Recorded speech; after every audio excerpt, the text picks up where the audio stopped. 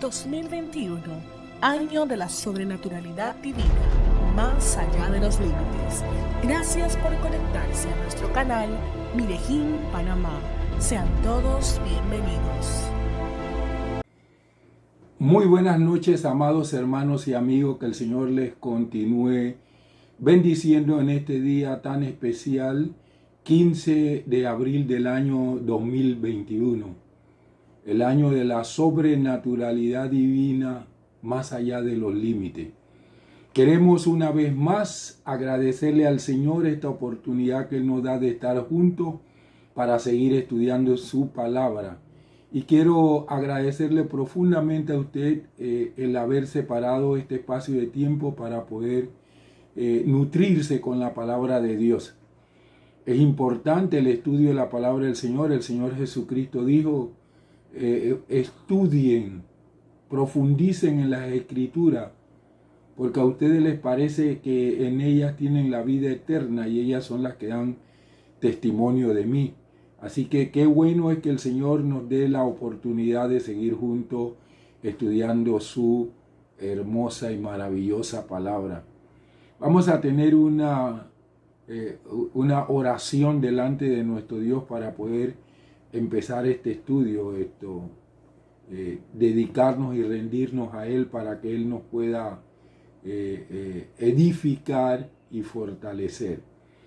Padre, en el nombre precioso de nuestro Señor Jesucristo, buenas noches. Queremos darte gracias por este día que tú nos has regalado, por toda la bendición que hemos disfrutado durante el transcurso de este tiempo. Reconocemos que tú eres bueno y que tu misericordia es para siempre.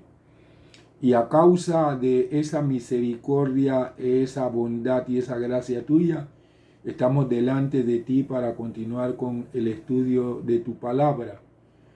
Abrimos nuestros corazones para que en ellos deposites semillas apostólicas y proféticas que puedan no solamente ser depositadas, sino que germinen, crezcan y den el fruto para el cual tú lo envías. Señor, mientras estudiamos tu palabra, concede que tu glorioso y santo Espíritu pueda trascender, acomodando lo espiritual tuyo a lo espiritual nuestro, para que seamos edificados y fortalecidos en nuestro ser interior por el poder de tu Espíritu. De antemano queremos darte gracias porque sabemos que tú, a través de tu palabra y tu Espíritu, vas a hacer algo especial en cada una de nuestras vidas en esta noche. En el nombre precioso de nuestro Señor Jesucristo. Amén y amén. Bien, mis amados hermanos y hermanas, en el día de hoy quiero presentarle la disertación que yo he titulado Venciendo la hostilidad. Ustedes saben que en nuestra vida cristiana, como dijo el apóstol Pablo, es necesario que a través de muchas tribulaciones entremos en el reino de los cielos. Y el Señor Jesucristo dijo, en el mundo tendréis aflicciones, pero confiad, yo he vencido al mundo. O sea que nosotros vamos a tener pruebas, luchas, tribulaciones, y en medio de ellas habrá hostilidad contra nosotros, porque el dominio de las tinieblas está contra los que estamos en el reino de Dios. Pero sabemos que el que está con nosotros es más poderoso que el del dominio de las tinieblas, y que Él nos llevará de victoria en victoria, de poder en poder y de triunfo en triunfo. Así que vamos a ver cómo aprendemos nosotros a vencer la hostilidad. Los enemigos de Jesús, ustedes saben que el Señor Jesucristo tenía muchos enemigos, los escribas, los fariseos, los saduceos, los herodianos, todo el liderazgo de Israel. La mayoría estaba en contra del Señor Jesucristo. Hay ciertas excepciones, como es el caso de Nicodemo y algunos otros líderes, José de Arimatea, Jairo, que ellos entonces creyeron en el Señor Jesucristo, y aunque eran del liderazgo de Israel, pudieron unirse a el camino, la verdad y la vida, que es nuestro Señor Jesucristo. Los enemigos de Jesús se prepararon a lanzar un último ataque contra él. Habían tratado de toda forma de desprestigiar, de destruir al Señor Jesucristo y no lo habían podido hacer. Ahora ellos van a hacer el último intento a ver si ellos pueden sorprender al Señor Jesucristo para desprestigiarlo y destruirlo. En Mateo capítulo 22 los vemos a los enemigos del Señor desfilar con sus preguntas capciosas en las que se reflejaban sus actitudes hacia la vida. Los herodianos le preguntaron si debían pagar impuestos. Querían saber si era correcto. Tenemos que comenzar por definir lo que es correcto y lo que no. Si queremos apoyar todas las actuaciones de nuestra vida en este principio. Sin embargo, hay cosas que son correctas en unos momentos e incorrectas en otros, según sean las circunstancias. Por eso, los principios son buenos, pero no lo suficiente, no bastan. En mi disertación de hoy voy a desarrollar 4 aspectos esenciales de mi tema. El primero, un plan sutil. El segundo, una alianza malévola. El tercero, una pregunta capciosa. El cuarto, una respuesta con discernimiento. Vamos a ver el primer punto, un plan sutil. Está basado en Mateo capítulo 22, versículo 15. Entonces se fueron los fariseos y consultaron cómo podrían enredarle en alguna palabra.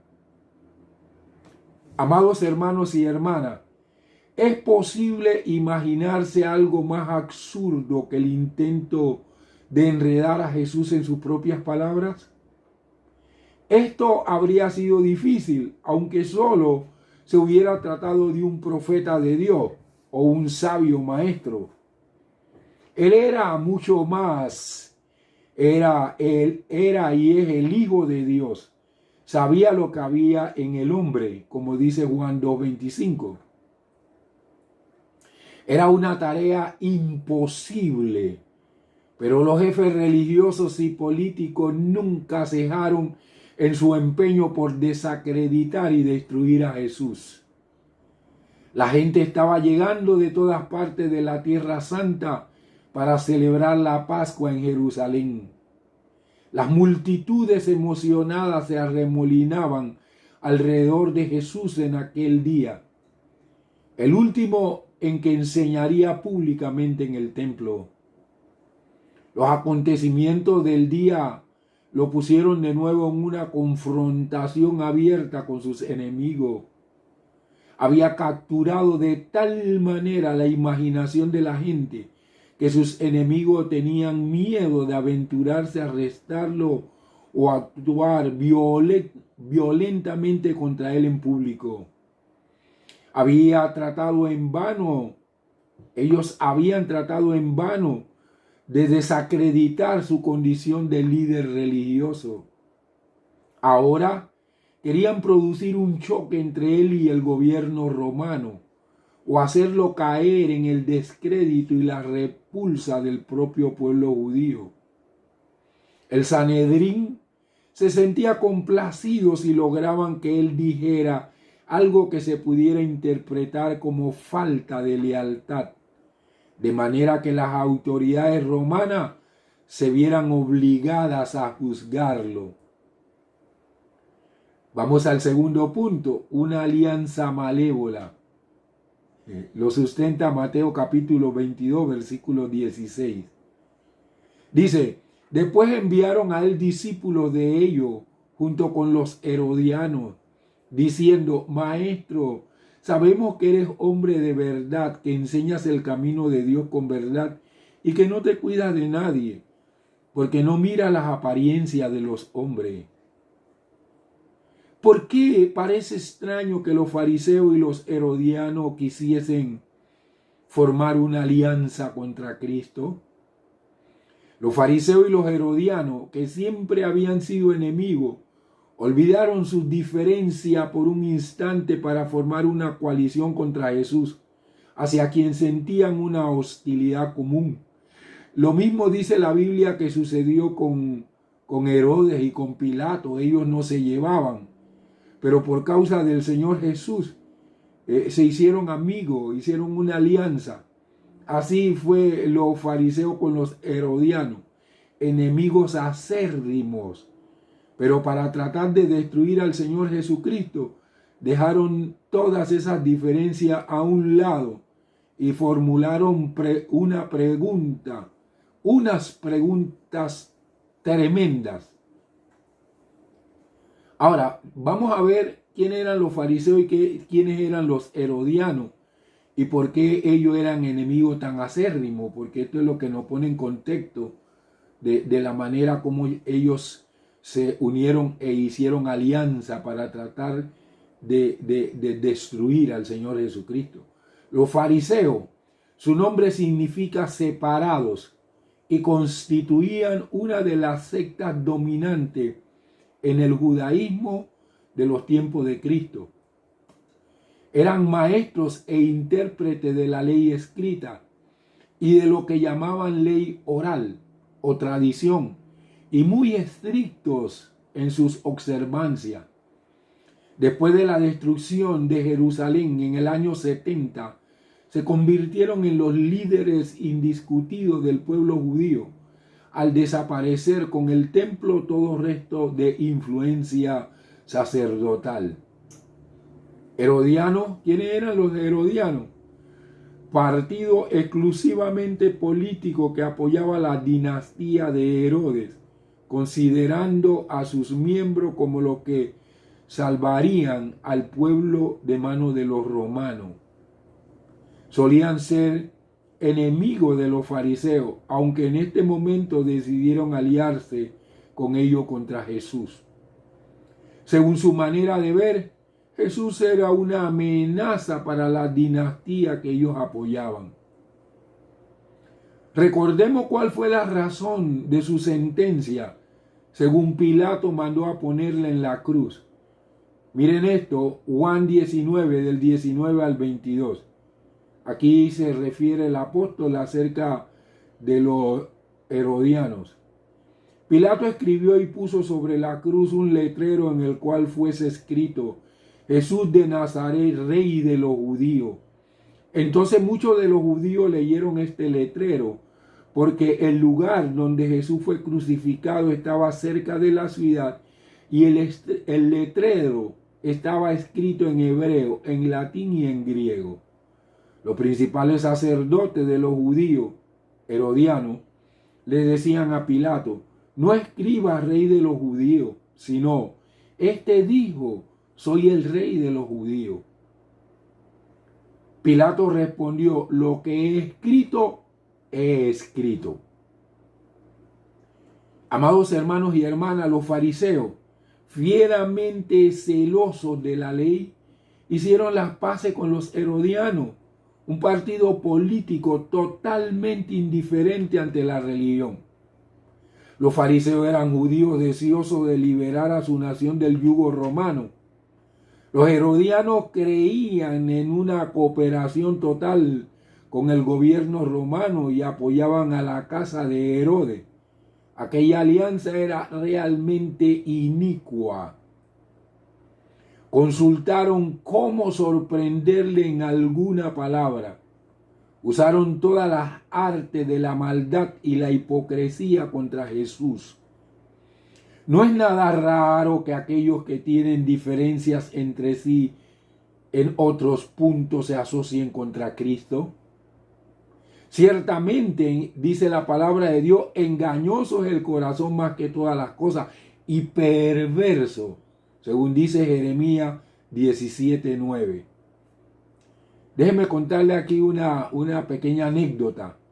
Un periódico traía hace poco la noticia de que una mujer había sido descubierta y era procesada por haber tratado de contratar a un pandillero a fin de que matara al juez que había enviado a prisión a su hijo. Aquella mujer trató de justificarse con razones cristianas. Dijo creer firmemente que el juez había sido un instrumento del diablo para destruir a su familia.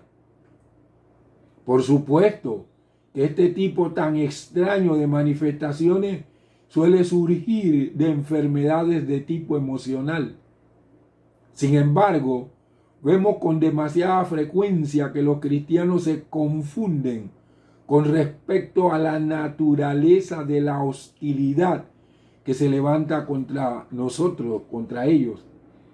Es fácil decir, esa persona me está haciendo sufrir, me está impidiendo que sirva a Dios. Por tanto, voy a buscar la manera de anularla o le voy a pedir a Dios que me ayude contra ella. En cambio, Jesús sabía cuál era la naturaleza verdadera de la hostilidad que existía contra él. Sabía que sus verdaderos enemigos eran las fuerzas espirituales y las personalidades que lo rechazaban a él. Satanás y sus huestes de maldad era la verdadera causa de la hostilidad contra el Señor Jesucristo y contra nosotros también.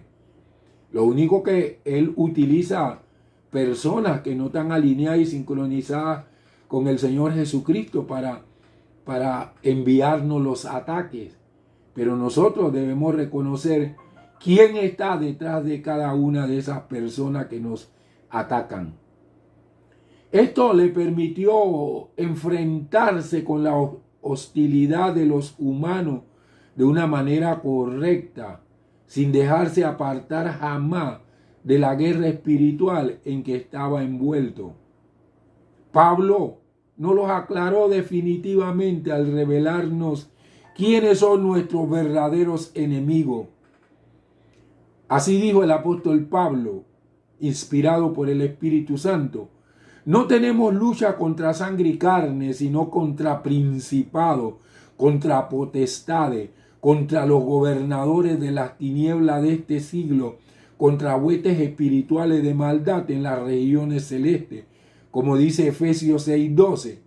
Entonces, todas estas fuerzas de las tinieblas utilizan gente, la gente que no pertenece al reino, la gente que pertenece al mundo, que no le han rendido su vida al Señor Jesucristo, son utilizadas por esta fuerza de las tinieblas.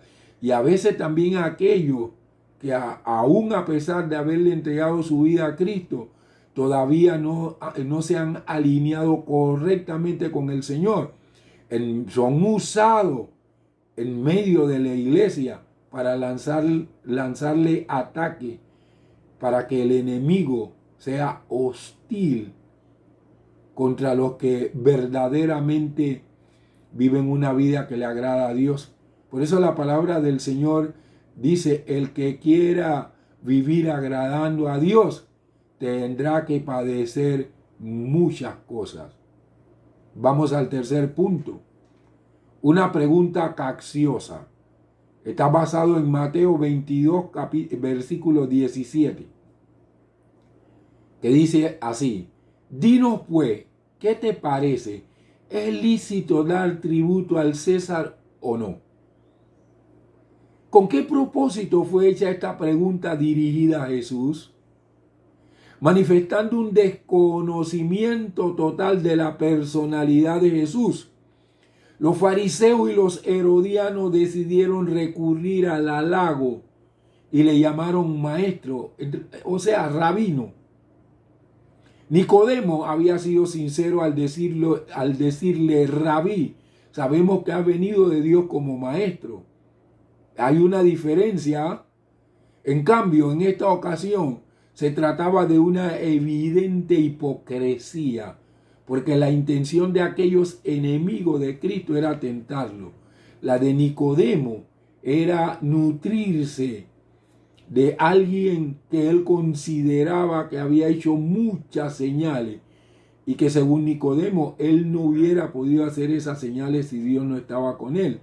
Así que llegó a interrogarlo para nutrirse. Esto le lanzaron una interrogante, una pregunta al Señor Jesús, para que él resbalara en esta cáscara y poderlo entonces desacreditar y destruir.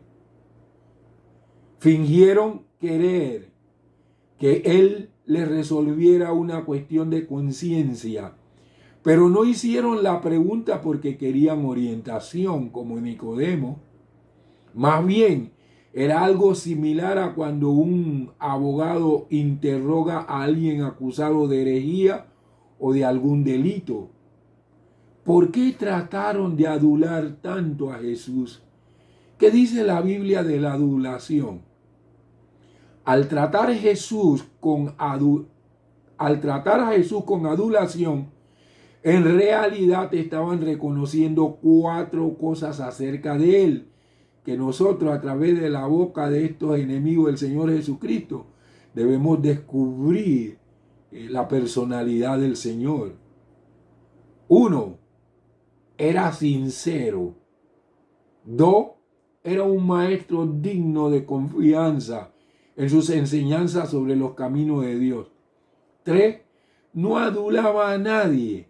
Y 4, no estaba dispuesto a poner en peligro sus principios por causa de la gente que tuviera delante de sí. Lo que estos aduladores decían era cierto, pero había hipocresía en sus corazones. Ninguna adulación, ¿recuerdan cómo también la adivina comenzó a adular a Pablo y a los que andaban con él? Siempre el diablo, cuando quiere hacernos caer para desacreditarnos y destruirnos, él utilizará la adulación. Por eso usted no se deje adular tanto. Hay apóstoles, no se deje adular, porque detrás de esa adulación vendrá un fuerte ataque de parte del enemigo. Hay quienes quieren adular a los pastores, a los líderes. Déjese de eso. Al único que nosotros debemos alabar y adorar es al Señor Jesucristo. Ahora nosotros tenemos que reconocer las cosas buenas que hacen los demás, no para adularlo, dice la palabra de Dios, que para imitar la fe de ellos, no para adularlos. Ninguna adulación fue capaz de conmover a aquel que es la verdad. Así fue como lo hicieron las insidiosas preguntas. ¿Es lícito dar tributo a César o no? ¿Tenía Israel que pagar impuestos para sostener a un gobierno pagano? ¿Estaban esos impuestos de acuerdo con lo prescrito en la ley de Moisés? Hoy en día, la pregunta habría sido: ¿es bíblicamente correcto que los cristianos le paguen impuestos a gobiernos ateos o impíos sin saber siquiera para qué se va a usar ese dinero? Amados hermanos y hermanas, la sinceridad de nuestra entrega a Cristo está estrechamente relacionada con nuestra obediencia a las obligaciones civiles legítimas. La naturaleza humana siente más fácil pagar un impuesto pequeño que uno grande. El creyente le resulta más fácil entregarle a Dios sus diezmos cuando son pocas cantidades que cuando son grandes cantidades. En cambio, para Dios todas nuestras obligaciones son dignas de ser cumplidas, cualquiera que sea el tamaño. Es fácil comprender las consecuencias de todas las respuestas posibles. Si Jesús rechazaba el impuesto, aquella acción sería considerada como traición y podrían invocar contra él el poder militar y legal de Roma. Si decía que el gobierno romano tenía derecho a los impuestos, se pondrían furiosos la mayor parte de sus oyentes judíos. Entonces, lo considerarían como traidor a la patria y por tanto no lo considerarían capaz de ser el Mesías prometido. Una encrucijada. Vamos al cuarto punto. Una respuesta con discernimiento. Mateo 22, 18. Pero Jesús, entendiendo la malicia de ellos, les dijo: ¿por qué me prueban, hipócritas?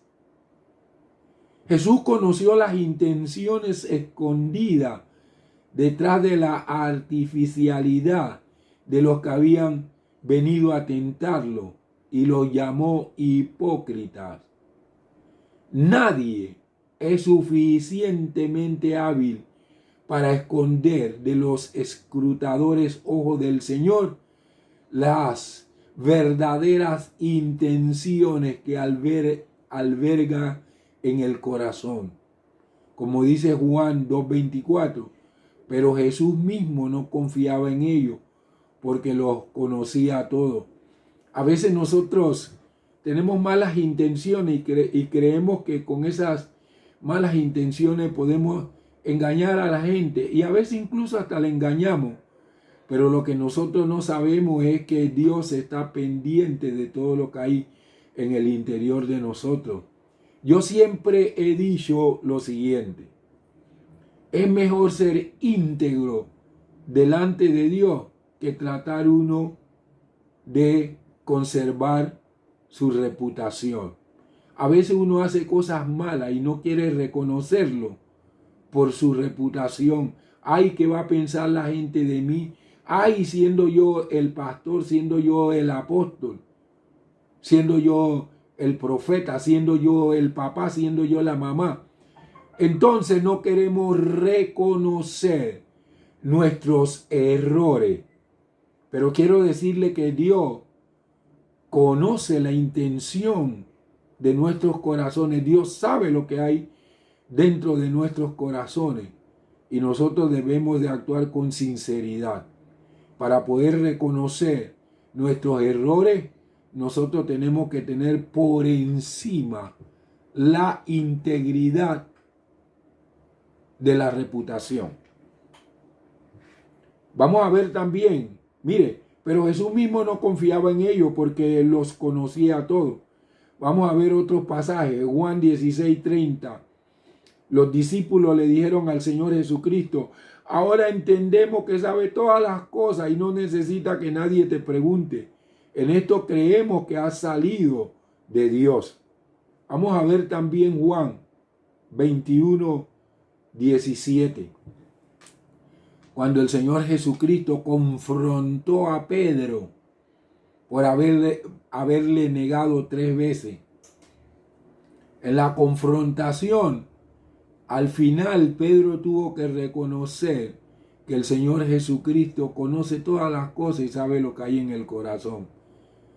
Le dijo el Señor Jesús a Pedro por 3ª vez: Simón, hijo de Jonás, ¿me amas? Pedro se entristeció de que le dijera por 3ª vez: ¿me amas? Y le dijo: Señor, tú conoces todas las cosas, tú sabes que te amo. Jesús le dijo: apacienta mis ovejas. Mire lo que dice Hechos 1:24. Cuando los apóstoles tenían que elegir a alguien que reemplazara a Judas Iscariote, ellos oraron al Señor y mire lo que le dijeron al Señor Jesucristo. Entonces orando dijeron: tú, Señor, que conoces el corazón de todo, muestra de estos dos cuál has elegido. ¡Qué tremendo! Nosotros tenemos que reconocer que el Señor sabe todas las cosas, que no le podemos ocultar. Entonces, como nosotros no nos podemos ocultar, no podemos ocultar nuestras acciones delante de Dios, nosotros debemos ante su presencia actuar con integridad. Qué poco se imaginaban quiénes eran, que pocos se imaginaban quién era realmente aquel a quien trataban de tentar. Como tantas otras veces, Jesús les respondió a ellos más que a su pregunta. Al hacerlo, volvió aquella maldad contra ellos mismos. Les hizo buscar una moneda para darle una lección objetiva. Es posible que él no tuviera dinero, puesto que no vino al mundo para enriquecerse, sino para ministrarnos a nosotros la riqueza de Dios. Y aunque muchos le daban ofrenda al Señor Jesucristo, él el dinero no lo tocaba. Él tenía a alguien encargado de la bolsa, a un tesorero. Entonces el Señor Jesús, deducimos que él nunca cargaba moneda encima. Entonces cuando le hicieron esta pregunta, él entonces vino y los mandó a buscar una moneda, o sea, un denario. Les preguntó, ¿de quién era la imagen impresa en la moneda? Cuando le contestaron que era del César, les dio una respuesta que ha seguido resonando a lo largo de los siglos. Dad, pues, a César lo que es de César y a Dios lo que es de Dios. Así como el Señor Jesucristo le respondió a los líderes religiosos, a los fariseos y a los herodianos, nosotros debemos hacer lo que dijo el Señor Jesús. Debemos darle al gobierno los impuestos sin necesidad de hacer evasiones, porque el cristiano no puede evadir los impuestos. El cristiano no puede hacer tracalería. El cristiano no puede caer en corrupción. Así que nosotros tenemos que darle al gobierno, al seguro social y a todo lo que nos rige los impuestos que han sido establecidos. Y debemos darle a Dios lo que es de Él, los diezmos, las ofrendas. No se tome parte de lo que le corresponde a Dios. Usted dice, pero es que no me alcanza. Es que lo que usted tiene ya Dios se lo dio. Y Dios le está dando a usted como mínimo el 90%. Y usted se queda con el 90% y usted le da el 10%. Aunque otros no hacemos eso de darle a Dios el 10%. Le damos más del 10%, porque la Biblia después en el Nuevo Testamento dice que nosotros debemos darle a Dios según Él nos haya prosperado. Y yo me recuerdo en el tiempo de antes, cuando en las iglesias al Señor se le daba 10 centavos, y cuando uno daba 25 centavos era como si de ofrenda, era como si estuviera dando un mundo de dinero, hermano. Hasta que ya después la gente empezó y algunos decidieron, en vez de dar los 25 centavos, el cuara, como decimos nosotros, se fueron al dólar. Pero el dólar se estandarizó y después la gente no pasaba más de allí. Usted rompa esa tradición del Washington y comienza a dar, mire, gran y esos otros. Porque hay que darle a Dios lo que es de Dios. Dios nos da a nosotros primero, así que nosotros lo que le damos al Señor es de lo que ya Él nos dio. Qué tremenda respuesta la del Señor Jesús. No se comprometió ni con el gobierno romano ni con el pueblo de Israel. Denle esta moneda que está aquí, este denario, tiene la imagen del César. Eso hay que dárselo al César. Denle al César lo que es del César y a Dios lo que es de Dios. ¡Wow! ¡Qué tremendo! Eso se llama una respuesta con discernimiento. Tenemos que aprender de nuestro Señor Jesucristo para poder vencer la hostilidad de nuestros enemigos. Vamos, amados hermanos y hermanas, a orar. Señor nuestro Dios, muchas gracias por compartirnos la reacción correcta de nuestro Señor Jesucristo ante la hostilidad. Hemos entendido que no podemos vencer la hostilidad con nuestra propia fuerza, sino con tu sabiduría y el discernimiento de espíritu. Ayúdanos a imitar a nuestro Señor Jesucristo para que siempre podamos vencer a nuestros enemigos. Hemos aprendido que la sinceridad de nuestra entrega a Cristo está estrechamente relacionada con nuestra obediencia a las obligaciones civiles legítimas. Señor, que no seamos de los que evaden impuestos y de los que entran en trampa y en corrupciones, de los que roban energía eléctrica, de los que roban agua, de los que roban de los diferentes servicios. No, que podamos mantener lo que tú nos has enseñado, que la sinceridad de nuestra entrega a Cristo está estrechamente relacionada con nuestra obediencia a las obligaciones civiles legítimas. Tú has prometido derribar y limpiar todo lo que nosotros edifiquemos para ti, que no esté cubierto con legalidad, tal como tú lo has dicho.